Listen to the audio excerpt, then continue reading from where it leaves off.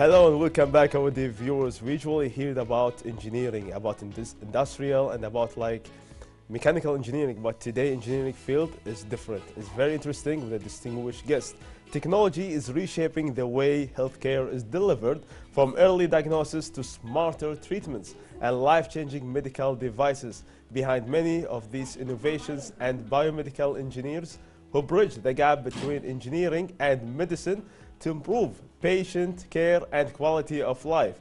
Today we are so pleased to welcome Zenah Rammal, a biomedical engineer, to help us understand how medical technologies impact our daily lives and how patients can use them safely, and why the year 2026 is being seen as a major turning point in healthcare innovation.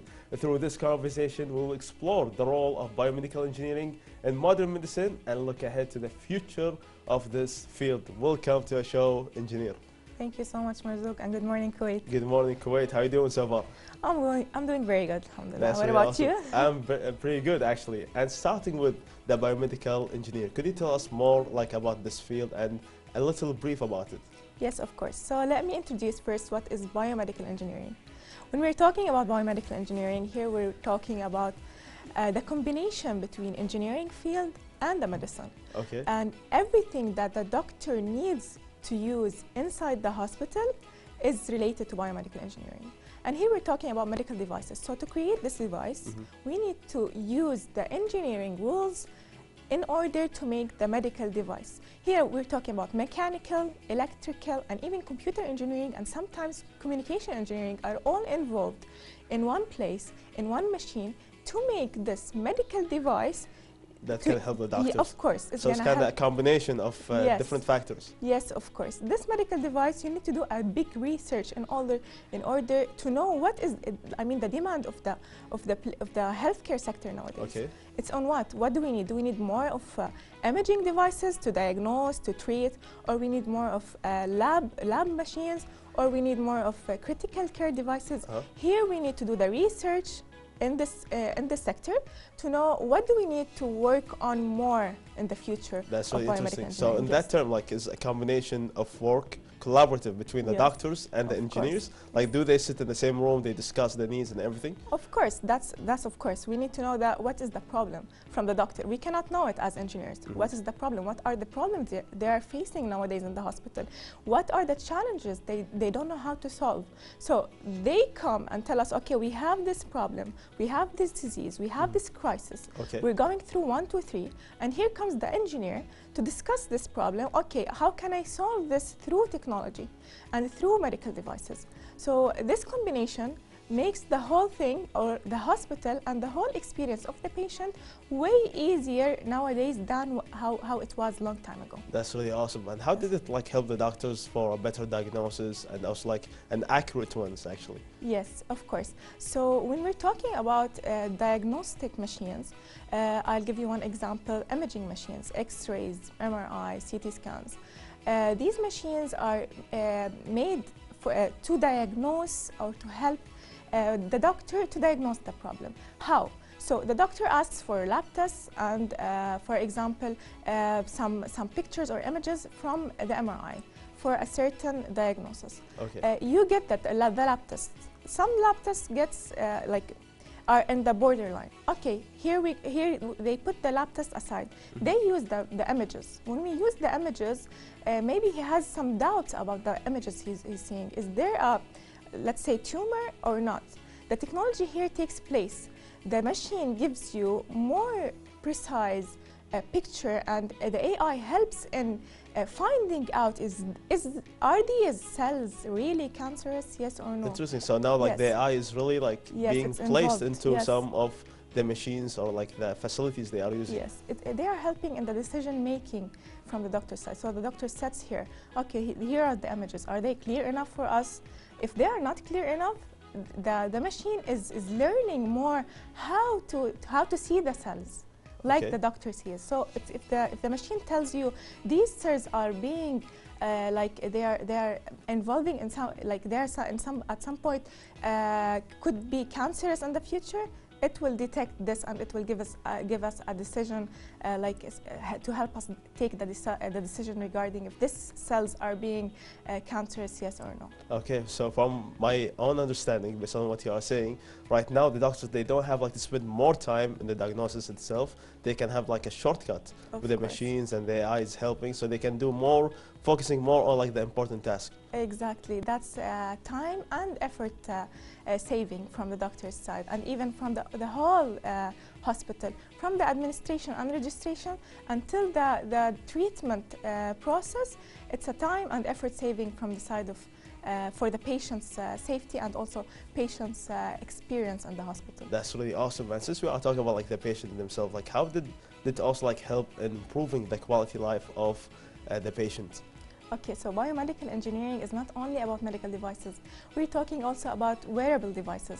For example, now we are seeing a lot of wearable bracelets, watches that also the biomedical engineering are the biomedical, they are the one behind that. So when we're creating a watch or a bracelet that takes the vital signs of the human during his normal day, during his sleeping hours. So here, the quality of life, not only for the patient, for all the human, are being what? Interesting. Yeah, of course. It's just it's making the life better. So you can know that your recovery time, your sleeping hours, are they really good times? Are you doing the really good thing? Are you eating healthy? Are you drinking enough water?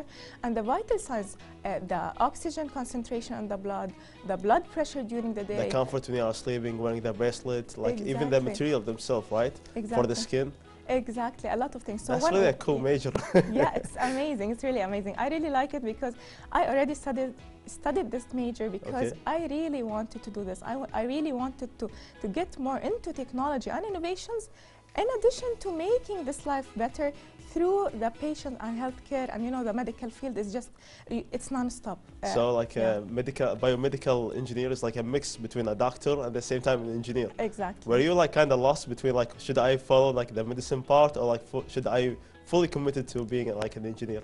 It's not easy, yes, of course, because both of them are non-stop majors, if you want, or fields. The medical field, if you want to go through this field, it's literally non-end. You always have these updates about the crisis and the problems and the diseases that we're getting more into them. And the engineering field, of course, is non-stop major. Yes. That's really amazing. And since we were talking also like about the patient themselves, what kind of advice you would like to share with them so they can use the technologies safely at home?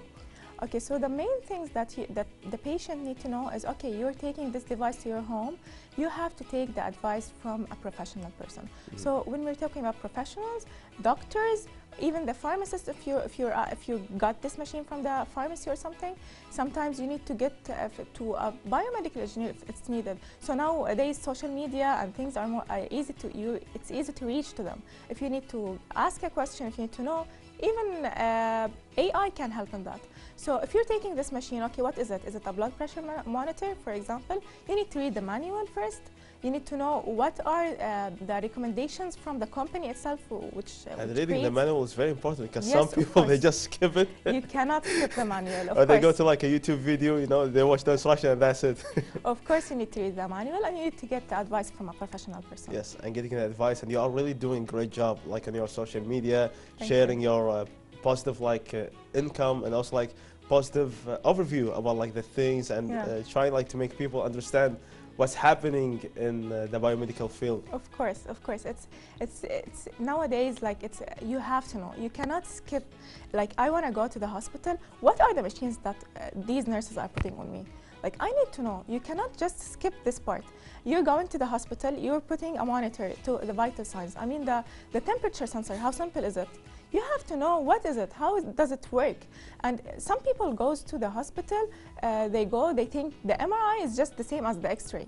How come you reach to this point? We're just in 2026, you have to know what are these machines, how do they work? I mean, they might affect your body. You cannot skip it, yes. Because some people, they go to doctors, like they maybe living some good healthy life, and they go to the doctors or like the hospital from time to time. So they don't like pay attention to all the details or like the new things that's happening. Yes, of course. No, you have to get to know. And again, we're in 2026. If you don't know, you will not be just on the same. I mean, the life is going like crazy fast, and the speed is very high. You have to know the technologies. You have to know the needs of people. Even the different tools. Yes, of course. And if you are a graduate, for example, you need to choose your major. You need to get to know each major. What does it do? What are you going to do in the future? So Zenah, after being like in this field, you know, like now you view things differently than we do. Yeah. Like the watch, the everything, you know, you view it in a different way. So how Yes. did like being a biomedical engineer affected your own personal life, like on a day-to-day basis, and Look, interacting with things? Yes, of course. Actually, understanding things more makes the life easier and complicated at the same time. I want to actually say no. It's gonna make your life a bit easier when you understand. Okay, this TV, how does it work? How the screen is working? This light, when you turn it on, what happens exactly? That's how we think as engineers. But as a biomedical engineer, it's really good to understand again what are the machines in the hospital doing to my body. Like people go and do once and twice and even thrice of the X-ray, and they don't know the real impact of ionizing energy or this X-rays. What are they? How they are affecting your body. So being a biomedical engineer and understanding each point, that's actually a responsibility on me to let people know actually how are these machines working. It's affecting my personality in one way. It's making me really think how is my responsibility needs to be taken into consideration in this life. Yes, I need to tell people. I need to tell people what are the benefits of this and what are also on the other side the things that we need to take into consideration in order to have a really healthy and a better quality of life. Very impressive, and we are talking about like social responsibility and social awareness, and you are really doing a great job in that. So what role do biomedical engineer like is playing in the innovations for 2026 right now? Okay, so biomedical engineers, their role starts from the idea of having a new disease. So when we have a new disease, or not even a new disease, an old one, let's mention like during the time of Corona, for example. Exactly, for the Corona. Yes. I want to mention something. In the Corona crisis, there was a shortage of oxygen concentrators in the market because of the huge demand that suddenly happened. Of course. So not only the hospital, in the house or at home, some people who are locked down, they needed these oxygen concentrators. What was the role of a biomedical engineer in this case? Providing something subtle, like maybe. Exactly. Let me tell you something. The oxygen concentrators that was already available in the market, they're a bit complicated because they are made to be used in the hospital under the medical professionals or the staff of the hospital. Okay. So, but what the biomedical engineers do, and I already did, we created an oxygen concentrator which is very easy and simple to use by a normal person living at home, locked down, no one to help him.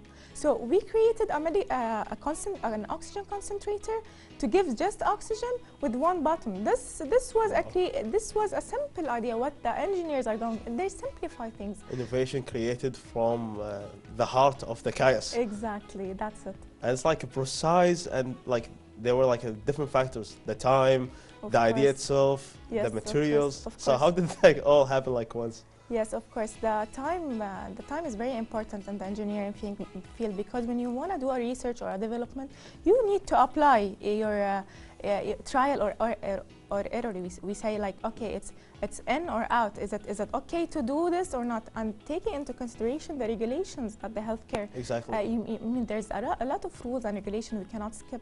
So doing that in a limited period of time, or in a limited time that you have to solve this problem as fast as you can, because I mean, time is passing, people are dying. Yes, it was a huge challenge actually. Of course, and you were one of the heroes during that time. Thank you for your service. Thank you. Looking ahead, for the people who are interested in becoming into like biomedical engineer, this field, the students, what advice you would like to share with them?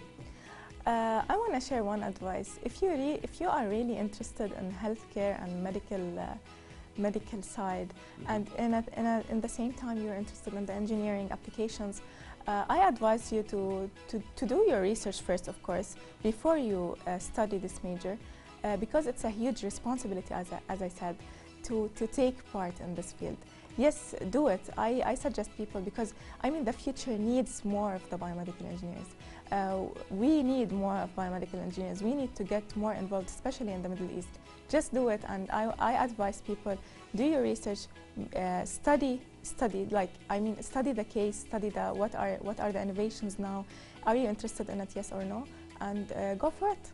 That's really lovely and very awesome. And that's like really a good advice for a lot of people who are like in the field. Don't take the field just as a job, but be interested in it, be passionate about it, do something, and have a social awareness and social responsibility. All thanks and appreciation to our distinguished guest, Zenah Rammal, biomedical engineer, for informing us about this beautiful field. Thank you. Thank you so much. Thank you. And now, dear viewers, we're going to take a quick break, and then we're going to be back, so stay tuned.